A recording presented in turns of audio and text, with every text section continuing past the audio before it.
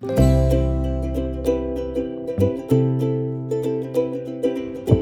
the Kabaka entering right now. Guys, that's the Kabaka who has just entered.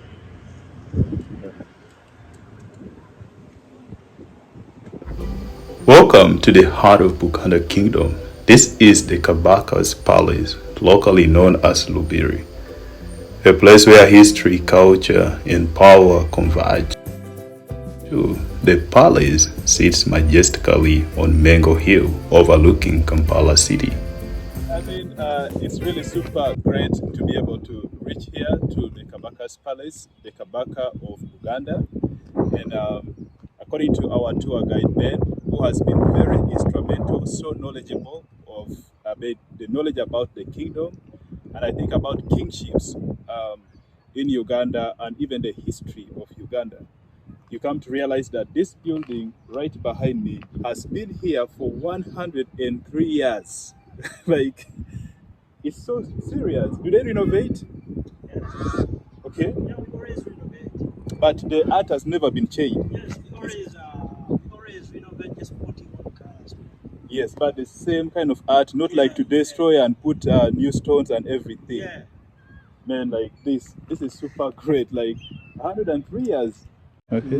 When Idi Amin was the president of Uganda, he was claiming that Naivasha is part of Uganda, as well as was claiming that why is Uganda is a landlocked country, yet the borders were occupied by whites. Idi Amin acquired some good weapons from his good friend that was Kanu Mama Gaddafi from Libya. So he wanted to attack Kenya and Tanzania to expand the borders of Uganda from here to Naivasha to reach the port. But he never succeeded because by the time he wanted to attack Kenya and Tanzania, Obote used it as an advantage to come back here as Obote too, from Singapore through Tanzania. He had some support from Julius Nyerere soldiers. Then he overthrew Idi Amin officially here. That was 1980. Obote came back here as Obote too, the same person, from 1980 to 1985. He also used the same place where we are to oppress the supporters of Idi Amin for 5 years again. So this place was used as a barracks, or like the other building, the Anamari, as a torture chamber for 2 people by Idi Amin for 7 years and 6 months. And Obote came back here as Obote 2 for 5 years. And oppressing the same purpose. Yeah, oppressing the supporters of Idi Amin. So this was like a war zone. It was a killing place. Like a massacre. Yeah. And back in the days, our grandies always say that back in the days, you could not even access the king's gardens back in the days when it was an armory. When it was a barracks, you could not even access the king's gardens. This palace was just restored of recent by the current government. It was restored back to the kingdom in 1997. Yes, when I was only 2 years. Well, you're young. And it was used as a barracks from 1966 to 1997, meaning each and every president used it as a barracks. Wow. From Obote, Idi Amin, and Museveni. Wow. Museveni was just restored back of recent. Let's pray that no other person tries to do the same. So the cannons are Russian made and the tires on the cannon are German made. The tires were just okay.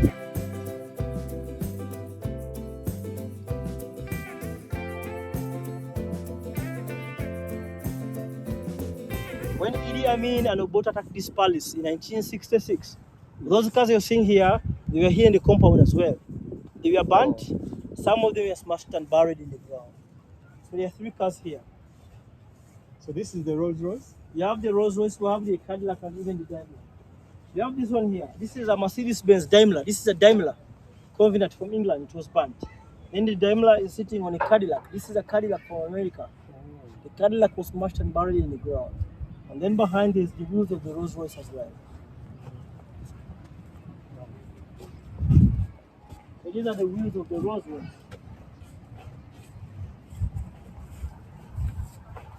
Oh yeah, I mean, I can see the wheels here. RR. I thought RR meant Rick Ross. Rolls Royce. Oh yeah. Can we proceed? Yeah, sure. Weapons. But Idi Amin Dada used it as a store for weapons for only 6 months, and then he later turned it into a torture chamber. where Ugandans were killed. So many intellectuals were killed within this place here, and that's why the current king doesn't live here, doesn't sleep here, because of the bloodshed within this place.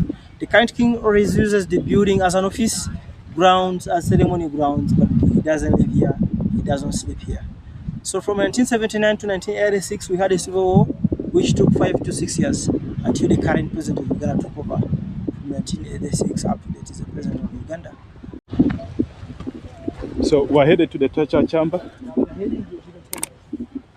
It's crazy. The palace is seated on 260 acres of land. Ah, that's a city. That's too big. That's too big. And then the place where the Kabaka lives, how big is it now? 6 acres. Okay, so for him, he lives which area? Yes? The Kabaka lives where? Banda Palace, 10 kilometers from here. When you head into Jinja. Oh, Banda. Yeah, I know.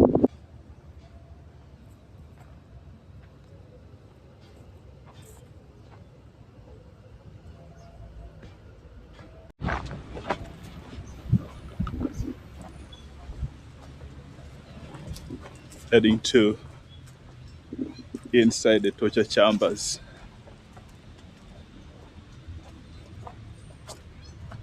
Were there people who got tortured from here and survived? There is one of the soldiers. They tell us that there's even there's just only one person who escaped, and was supported by the soldier. He was a friend of the soldier. He was supported by him, and then he escaped. And he's the one who. So this place was like a secret. People didn't know It was at that very time. secret. No one knows that this place is a torture chamber. Wow. Now, this place was constructed by the Israelis as an armory, as a store for weapons, but Idi Amin used it as an armory for only 6 months, and then he later turned it into a torture chamber. Ugandans were killed within this place, and these were mainly intellectuals, for example, teachers, lawyers, doctors, the big people who could influence others, who could speak and others follow. These were the targeted people in Kampala and surrounding areas. So they were kidnapped in Kampala, surrounding areas, blindfolded, packed them in surrounding cars, drive them in Kampala for almost 7 hours, for these people to be confused that they are far from Kampala. After these people were they could drive them here, and this place was seen, it had a main metallic door. This was the main metallic door. It had electricity, as you can see. This was the way of electricity. Still, it had water. When you look down here, you can see the water levels. Those were the water levels. So people were dumped within this water here. They could insert electric wire within water, shock these people using electrified water, extract information from these people. After getting information, they could switch off electricity, pick these people from this water, and then they were packed inside these cells. On the cells, there was a sliding door. When you look up, you can see that it had a closely sliding door. So people are locked inside here as weapons. Since the building is under the ground, people used to suffocate and die within here. Tonight, Idi Amin and his soldiers used to come and remove dead bodies from here. They could put them on lorries. They used to assemble them alongside the road to scare people. Then to talk about his bad governance, some dead bodies were dumped in Lake Victoria to be eaten by big fish, and some dead bodies were dumped in River Nile to be eaten by the crocodiles of the Nile. That's why people are up to date. When you visit our families here in Kampala, someone can tell you, since I was born, I've never seen my grandfather. And you don't have a streamlined background of one family because of such places. It is said that Idi Amin had so many chambers in Kampala and surrounding areas. Some of them are turned into business centers. This one is the remaining one because it is inside the king's palace. So that is the story we have in this place, and that's why the current king decided not to stay in such a place. You have any question? I'm speechless. Man.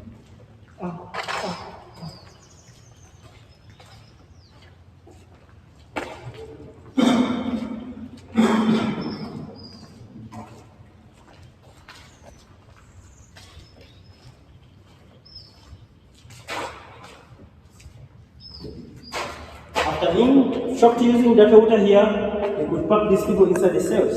Some people used to resist to enter the cells. They could touch on water. There are some of their fingers, touchings of those people who are trying to resist. Yeah, those are some of the touchings. Is this blood? The marks. That is dirty water. This is dirty water. They could touch using that water. Even use bullets within the same place here, in some of the bullet holes. When you look inside here, you can even see the remnant of the bullet inside here.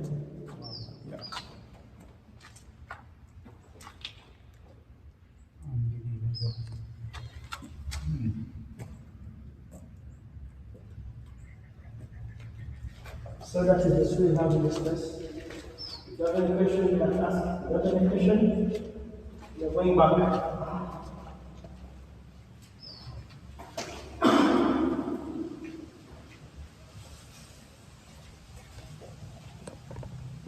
You know, Ben has talked about how this place got transformed from its original purpose that was constructed to serve into a torture chamber. But I want to say, when I was inside, as he was trying to give us the history, how Idi Amin, one of the remarkably known violent presidents that we have had in the country, and history quotes him as a dictator, was able to torture people. Ideally, when we reached to the last side, where he showed us the markings, I think my heart skipped a little bit. I got worried because inside there looks very dark. And this is just for now, the history purposes. It's an archive. Now I'm imagining when they have closed the doors and then you're passing by and you're hearing people screaming, there's water down, and you're being pushed the other side. I think you just know that you're going for death. It is my prayer that Africa never goes back to this kind of, history. That we never get back to the history of torture, the history of, where some kids grow up not to know their parents, not to know their grandparents. So Africa, let's look forward to creating an inclusive community for us and also for our children and our children's children. I hope one day you'll come and visit here and be able to come to Idi Amin torture chambers. The palace of the Kabaka of Uganda. And now it goes up to the administrative center, that is the Bulange. Between here, it is only 1 mile. From the gate? Yes. Up to Bulange. Up to Bulange. And outside here, there are many events going on. It is a very big parking leisure park. Yeah, it's a great leisure park here. People come here and relax. They hold events here. Other people come to, chill out, just to settle around, sit. Others are coming to play, take photos. It's a great leisure park. But looks like today I'm seeing a lot of Muslims around here. Yeah, but when you look closely, because these ones are Sudanese, Somalis. Maybe Somalis. These are Sudanese. Yes. But I'm seeing many Somalis also and some Eritreans. Yeah, I think they have a party here. Maybe. This looks to be a party because I'm seeing up to the end. Yeah. This could be like a party in this area. Also we are in that area where there is a very big community of Somalis and a few Eritreans and Ethiopians. Okay. Yeah, the other one that we have there. Here. So this is the main road. This is the main road. It is called Lubiri Road, and it gets its name from the palace. Okay. It just crosses through the 1 mile road and goes up to Lubiri. Yeah, this is the Lubiri, the palace. Yes. So the 1 mile goes from here up to the administrative center, that is Uganda. Okay. That is where you find CPS section. Yes. Yeah.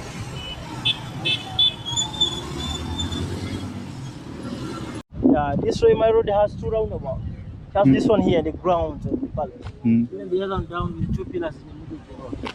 So these are road reserved within the 2 roundabouts, and those road reserved are mainly used by the king.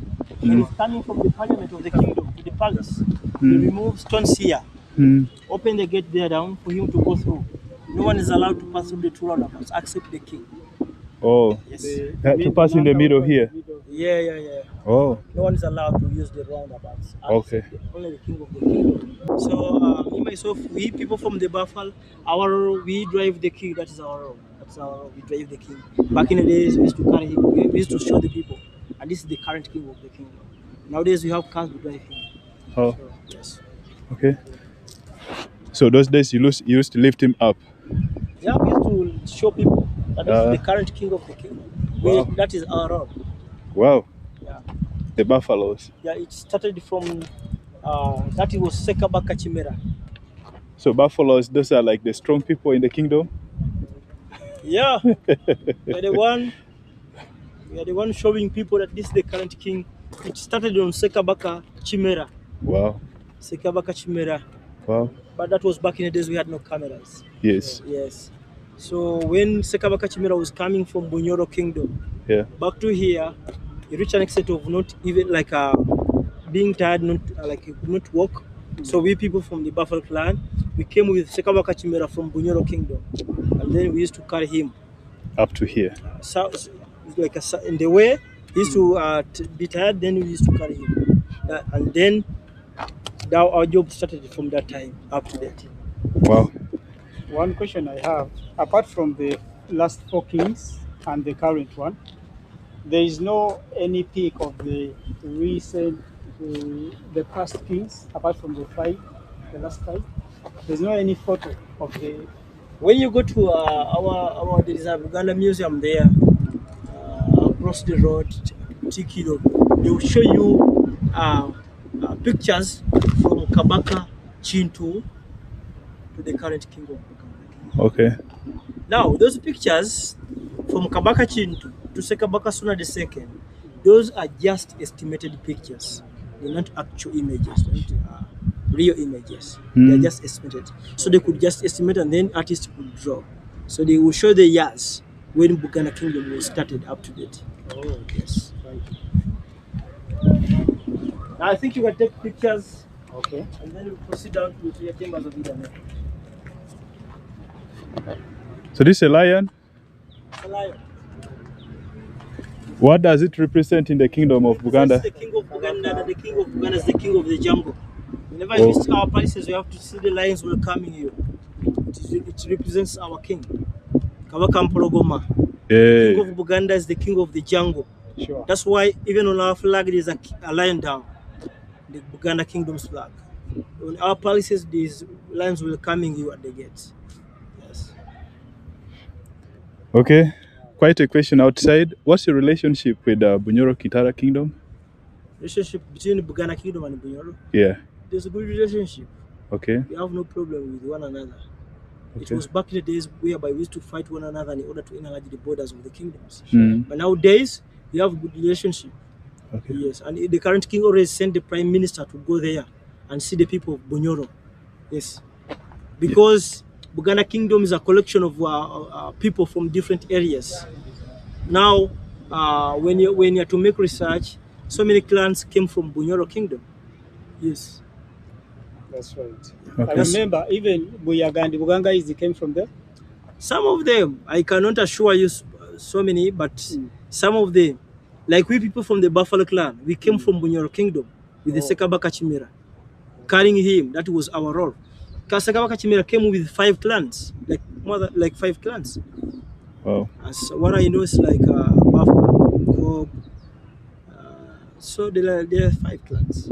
He came with Sekabaka Chimera.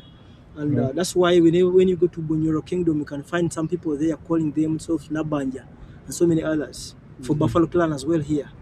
So we are totally the same people. We are all Bantu, and that's why whenever people from Bunyoro have some ceremonies, for example, the current king always send the prime minister of the kingdom to go there and represent the kingdom. Yeah. So that is what we have here. Okay.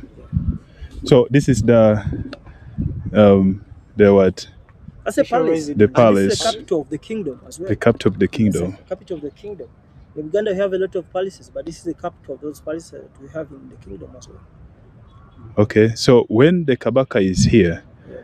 this is where he conducts like meetings or Yeah, official meetings. Okay. Appointed guests. Yes. UNESCO people and so many others within here. Okay. Even meeting prime ministers, the people heading the clans, the people heading the counties in the kingdom, they always meet within here. Inside here. Yeah, inside here. Okay. Yeah. Wow. So if I got you right, you said the reason why the Kabaka was not able to station himself here was because of the historical bloodshed. Yes. Okay. The bloodshed mainly. Because this place was attacked in 1966 by Idi Amin and Obote. Okay. So many Ugandans lost a lot of their lives within these grounds. Oh. And that's why the current king, he decided to stay in such a place. Oh. He always said the king of Buganda, he doesn't stay in the place where there is bloodshed. Yeah. That's why the king of our kingdom doesn't believe in bloodshed. Yes. Yes. Also, wouldn't there be any ritual or something which could be done to purify the place so that he would live here? Yeah, that is. He always have memories because Idi Amin attacked his father here. Idi Amin and Obote, they attacked his father here, and whenever he comes within here, he always remember his father, the attack of his father, and that's why I think he decided not to stay in this place. Okay. Yes, he decided to leave the place. Now this place is a ceremonial. Whenever he welcomes the granddaughters and sons, he always come within the place here. He will come in New Year's, waving bye-bye to a previous year. Always come within the place here. It doesn't leave here.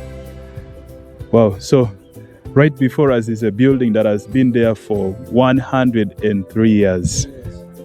And according to our tour guide, is one of the oldest buildings. It's one of the oldest modern buildings in East Africa. Wow. So we have other old palaces. Yeah. But they're not modern. Yeah, they're dilapidated. Yeah, they're planting materials. Yes. They're made up of the beds, like this. This is the old one. Wow. Right, so here we have different clans. Each clan like that we have Batambe. Each clan has got a monument representing what the clan believes in. Different of them. How many are there in total? They are representing the two clans of the Buganda Kingdom. Oh, others are here.